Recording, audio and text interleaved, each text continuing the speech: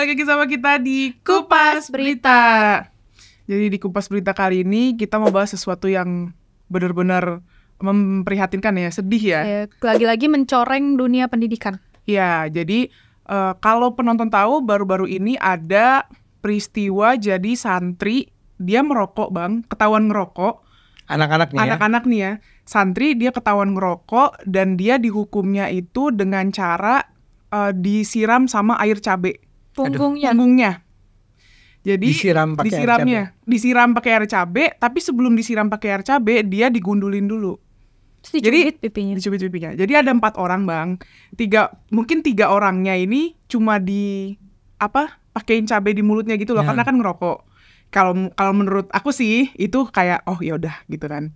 Aku juga pernah dulu kayak ngomongnya kotor ya, sini cabain gitu. Tapi ini pedes ya. Tapi ini sampai disiram di punggungnya. Kalau misalkan penonton tahu di videonya itu anaknya itu bener-bener yang perih gitu kan bang, kepedesan, terus kayak disabunin sama mungkin neneknya atau ibunya gitu, disabunin tapi tetap perih. Akhirnya dia masuk ke bak mandi, nyemplung ke bak mandinya. Dan itu sambil nangis bang, bener-bener nangis yang kesakitan banget. Kebakar kali ya. Kebakar bang, kita aja yang makan di mulut kayak. Itu yang ngelakuin istri yang pimpinan pondok pesantrennya ya, itu di Aceh bang. Di Aceh. Inisialnya NN. Nona. Nyai N. Ya. Dan itu benar-benar orang tuanya marah di video itu dan akhirnya dilaporin. Dan udah udah dipanggil buat dimintain keterangan. Oleh polisi. Tapi belum ada tindak lanjutnya sih. Iya. Apa ya, pasal penyiksaan kali ya? Kekerasan terhadap anak. Kayaknya di undang-undang pendidikan tuh juga mengatur bang, maksudnya hukuman buat para tenaga pendidik yang emang pakai kekerasan. Oke. Dan ada juga bang beberapa saat lalu ya, kalau penonton tahu itu ada di daerah Blitar, Jawa Timur. Itu ada anak dipukul sama gurunya, mungkin ustadznya. Gurunya itu pakai kayu yang berpaku bang.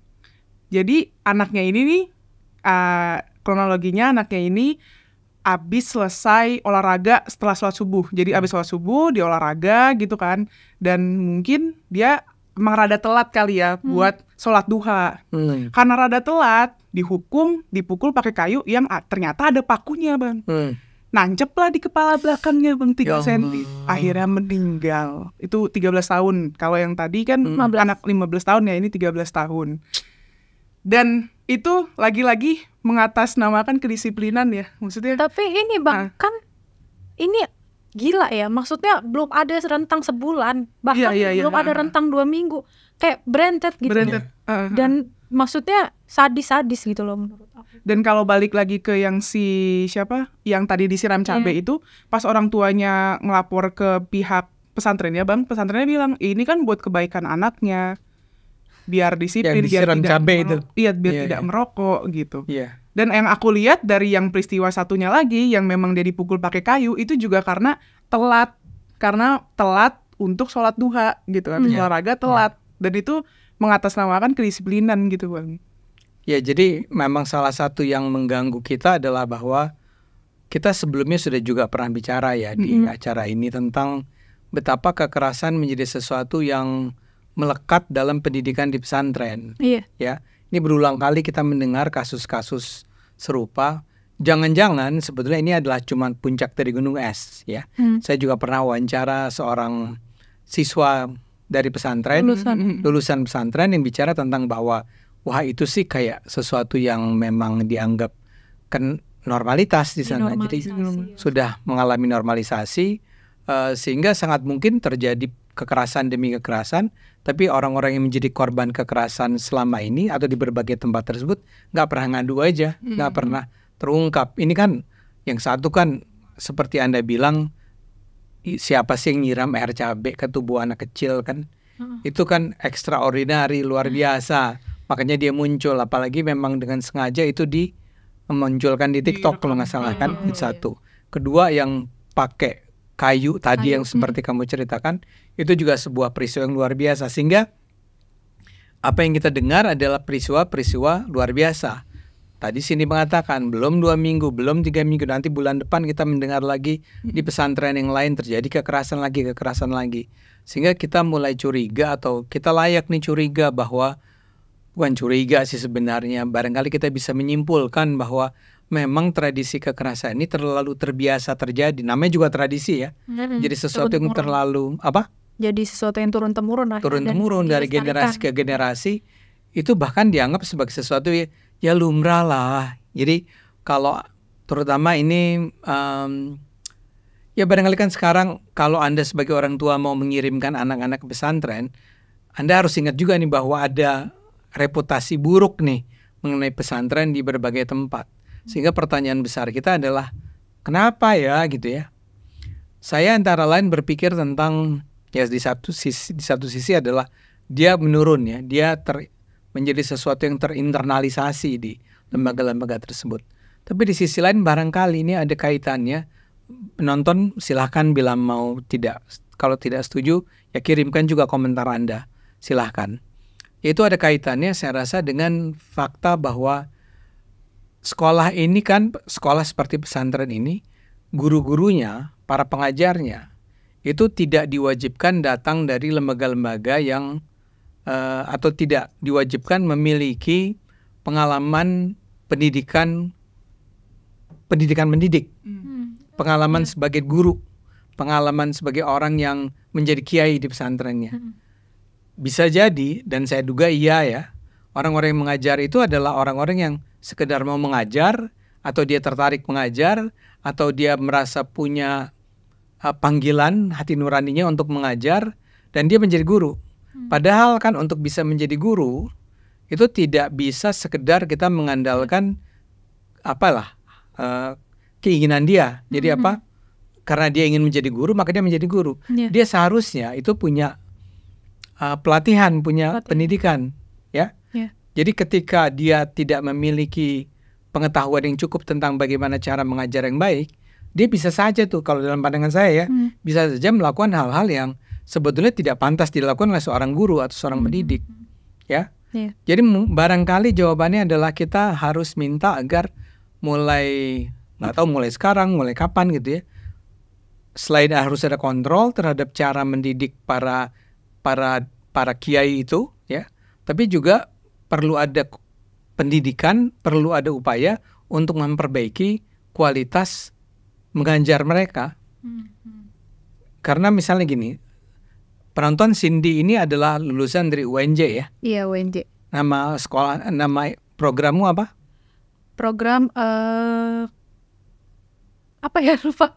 KKL, Kuliah Kerja Lapangan. Jadi ini sedikit cerita aja ya Bang. Jadi aku itu berasal dari kalangan orang yang menempuh pendidikan gitu. Jadi kayak ngambil bukan fakultas keguruan tapi ya menempuh, ada sistem diajarin lah sistem pendidikan karena gitu. Jurusannya pendidikan gitu. Nah, dan bahkan aku yang istilahnya setelah lulus dan ya akhirnya jadi content creator gitu, itu selama kuliah itu aku diajarin berbagai cara untuk misalnya mungkin buat para penonton yang datang dari kalangan perkuliahan pendidikan itu disuruh nyusun RPP, suruh apa itu? RPP itu apa? Itu semacam rancangan pembelajaran selama 1 semester Bang. Jadi kalau misalnya nanti semester ini belajar ini, nah semester depannya atau semester genap ganti. Nah kalau misalnya kita sekolah kan itu kadang suka berganti gitu. Nah itu kita diajarin cara membuat itu, dan juga ya pokoknya benar-benar diajarin banget. Dan setelah lulus, untuk para lulusan yang memang ingin menjadi guru tuh, yang aku tahu ya, mungkin penonton bisa koreksi, itu ada semacam pelatihan khusus yang dimana nanti kalau udah lulus itu dapat sertifikasi guru. Jadi kayak ketika nantinya mereka mau melamar di misalnya SMA negeri atau SMP negeri ini, nah itu udah terpercaya karena udah ada sertifikat gurunya nih gitu. Hanya negeri? Kalau swasta aku kurang paham ya, tapi mungkin juga ada semacam pelatihan Bang. Karena pasti yang namanya guru itu ada pelatihannya, jadi nggak bisa yang misalnya lulusan UNJ atau mungkin lulusan kampus negeri yang memang ada fakultas pendidikannya langsung main bisa masuk. Kayaknya aku rasa enggak ya. Negeri swasta pasti ya, ada semacam, pasti dicek lah ya. Pasti dicek, dan kalaupun memang misalnya nih swasta nggak ada sertifikasi or something, ada tesnya, tes khusus. Nanti apakah mungkin itu menandakan apakah dia layak jadi guru atau enggak gitu. Karena kan jadi guru kan bukan cuman nyampein materi kan Bang. Kalau guru SD, SMP, SMA kan pasti kayak cara handle anaknya gimana. Nah itu pertanyaan saya juga di sana. Di sana diajarkan nggak bagaimana menghadapi misalnya anak-anak yang membangkang atau tidak melakukan tugasnya? Ya, jadi aku diajarin aku lupa matkul apa, pokoknya terkait psikologi. Nah itu tuh kalau misalnya kita lihat nih anaknya, kalau misalnya anaknya bosen jangan dimarahin, jangan langsung diintervensi. Bahkan kadang kan kalau dulu aku nggak tahu ya benar apa enggak, kayak kalau ada yang nggak merhatiin dilempar penghapus. Ya kan. Kalau sekarang entah kenapa kayak lebih ini aja sih, kita cari tahu nih kenapa anaknya bisa bosen, apa dari materinya, dan dari kitanya juga harus nyari strategi Bang, lebih ke kitanya kayak sebagai guru gimana caranya nih anak nih nggak bosen dan bisa fokus gitu. Kalaupun misalnya kita juga diajarin untuk memberikan hukuman atau sanksi yang memang nggak melampaui batas. Misalnya aku pernah ngajar di satu kelas yang adalah beberapa anak bandel nggak ngerjain. Nah itu aku kasih semacam SP, surat peringatan. Kalau misalnya anak ini bandel, nanti ibu kasih tahu ya kamu ke wali kelas biar kamu langsung ditindak sama wali kelasnya. Nah akhirnya mereka bukan semacam takut ya, akhirnya secara nggak langsung patuh gitu. Jadi sebenarnya kalau menurut aku kayak peringatan aja tuh cukup loh gitu. Mungkin kecuali untuk anak yang bebal bisa kita kasih semacam hukuman yang memang juga disiplin, tapi nggak sekejam atau separah itu gitu. Karena memang kita juga diajarkan bagaimana untuk memahami mental anak, psikologis anak ya. Misalnya kita kan nggak tahu ya Bang, anak tuh kalau misalnya di rumah ada something atau apa, dan misalnya kalau ke sekolah kan moodnya juga akhirnya jadi beda jelek dan nggak bisa mengikuti pelajaran, dan itu aku diajarin tuh berpengaruh Bang. Jadi ya kita dari kitanya juga gimana caranya untuk bisa memahami anak. Dan bahkan di sekolah aku selama aku KKL itu selalu ada evaluasi per bulan gitu. Ini cara sistem mengajarnya Bu Cindy gimana nih, apakah udah oke atau masih ada yang perlu ditingkatkan gitu loh. Even bukan real guru mungkin magang guru magang, tapi itu benar-benar ada evaluasinya setiap bulan gitu, oleh guru senior. Karena memang saya adalah dosen ya, memang kalau saya dosen di UI dulu, sekarang dosen di UPH, tapi pasca kan. Mungkin karena yang saya di kelas saya yang jadi mahasiswa saya kan adalah orang-orang yang sudah berusia di atas 18 tahun lah, 18 tahun ke atas lah kira-kira gitu. Kalau S2 bahkan bisa 40 tahun dan seterusnya. Itu barangkali ketika itu dianggap bahwa atau pada titik itu dianggap dosen tuh nggak perlu lagi lah sampai harus belajar tentang kayak yang kamu ceritakan tadi kan. Tapi terus terang saya merasa bahwa pendidikan semacam itu sebetulnya kita perlukan dan ada training-trainingnya. Apalagi untuk memperoleh sertifikasi sebagai dosen. Itu memang ada tuh kalau kita sudah memperoleh pendidikan tentang cara mengajar yang baik gitu ya, selama 1 minggu gitu ya, kita akan memperoleh tambahan kredit poin sekian ya. Karena saya merasa memang mengajar itu bukan sekedar yang tadi dikatakan Egra ya, ngasih materi ya. Saya misalnya dosen paling boring adalah dosen yang datang ke kelas dan kemudian dia hanya menyampaikan apa yang ada dia sudah siapkan barangkali materinya, atau dia bacakan dari sebuah buku, dan kemudian kita hanya mendengar dan mencatat, dan kemudian nanti menunggu sampai ujian. Itu that is the worst menurut saya. Karena menurut saya seharusnya memang seorang dosen itu kan harus bisa mengajak mahasiswa yang berpartisipasi, berdiskusi dengan kita, menggunakan apa yang kita pelajari di kelas itu untuk menganalisis apa yang terjadi di tengah masyarakat. Dan itu harus bersama-sama, bukan sebuah bentuk komunikasi yang satu arah. Gini loh ya. Tapi kebetulan memang barangkali orang menganggap bahwa, atau banyak orang mengatakan bahwa cara mengajar saya itu menyenangkan. Makanya mahasiswa saya senang sama, paling tidak kalau dilihat dari apa, nilai setiap akhir semester kan Anda diminta kasih edom something ya, edom ya, evaluasi dosen, apalah ya, dosen oleh mahasiswa apa? Mungkin edom mungkin ya namanya. Ya itu biasanya angka saya cukup tinggi. Tapi bukan itu yang ingin saya katakan di sini ya. Yang ingin saya katakan adalah bahwa memang mengajar itu jauh lebih complicated daripada sekedar menyampaikan materi pengetahuan kepada siswa atau mahasiswa. Anda harus punya tuh kemampuan untuk bagaimana berusaha membuat orang agar merasa nyaman, merasa senang. Karena buat saya itu nggak ada siswa yang bodoh. Iya betul. Ya bahkan kan? Kalau waktu aku evaluasi tuh aku kan juga ada pelatihan ya Bang waktu KKL. Itu tuh aku selalu diajarin how to make a bonding sama student. Jadi gimana caranya kayak anggap deh murid itu anak lo gitu. Iya. Anggap deh, nah gini, nggak juga sih maksudnya tegas, tapi gimana caranya membangun bonding gitu kayak. Iya. Istilahnya dia merasa terikat. Ada belongingness ke kelas itu. Bahkan ya aku tuh selalu dikasih tahu, coba deh bikin games, bikin ini biar anak tuh nggak bosan, dikasih permainan-permainan yang menarik selama mengajar gitu. Jadi ya tadi di departemen komunikasi di mana saya mengajar dulu, itu persis seperti yang Cindy ceritakan. Memang barangkali nggak rapat sebulan sekali, tapi misalnya 2 kali satu semester ya. Itu di rapat tuh diminta masing-masing dosen yang punya mahasiswa di kelas masing-masing itu yang dianggap sebagai bermasalah. Kita bikin listnya tuh.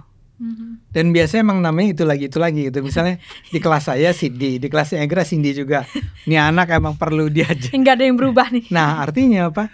Yang dilakukan oleh departemen adalah mengundang si mahasiswa tersebut, bukan mengundang, memanggil ya. Iya. Diajak bicara.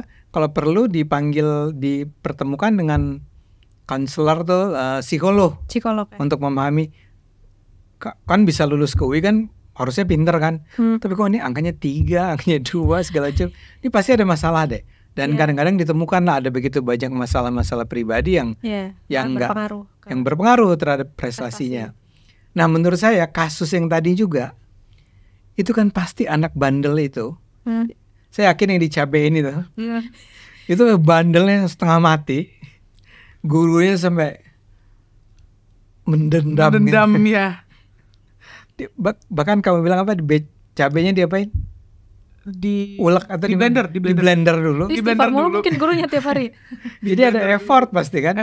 Kan nggak setiap setiap siswa akan diperlakukan seperti itu. Tapi ini anak-anak bandel tuh dia blender dulu, dia siram dan dia merasa puas ketika melihat anak itu menangis dan segala macam kan. Itu cara yang bodoh dalam mengajar kan. Nah itu menurut saya nggak tahu kalau kalian tuh, kan kalian juga sebetulnya bandel-bandel kan bandel bahkan. Kalau pengalaman aku mengajar memang ada yang ketahuan merokok Bang, tapi ya itu bahkan urusannya tuh sama yang kemahasiswaan gitu loh. Jadi nggak dipanggil BK-nya. Terus aku nggak tahu tuh diapain, cuman ya kayaknya sih nggak sampai fisik gitu. Ya pasti nggak sampai fisik. Diskorsing mungkin aku lupa atau apa gitu. Diskorsing sih kayaknya. Dan menurut aku kalau masalah merokok ini sebenarnya ya mungkin kalau dari pendapat aku bisa diterapkan kayak misalnya sistem poin atau apa gitu. Nah misalnya anak ini merokok, tinggal dikurangin poinnya atau diberikan hukuman yang fisik tapi lebih bikin jerak, entah misalnya suruh nyapu lapangan atau lari keliling lapangan atau apapun itu yang emang beneran bikin jerak. Tapi nggak squat jam 100 kali juga ya? Nggak squat jam 100 kali, jangan. Itu boleh tapi dicicil aja gitu. Itu juga ada kasusnya. Ada kasusnya. Dan akibatnya apa? Guru agama ya. Iya. Kristen. Akibatnya apa sih? Apa? Akibatnya setelah squat jam. Jadi kabarnya si anaknya nih ngeluh sakit pas itu, kalau nggak salah Kamis kejadiannya. Nah, pas Jumatnya dia ngeluh lah ke mamanya, demam dan pahanya tuh biru.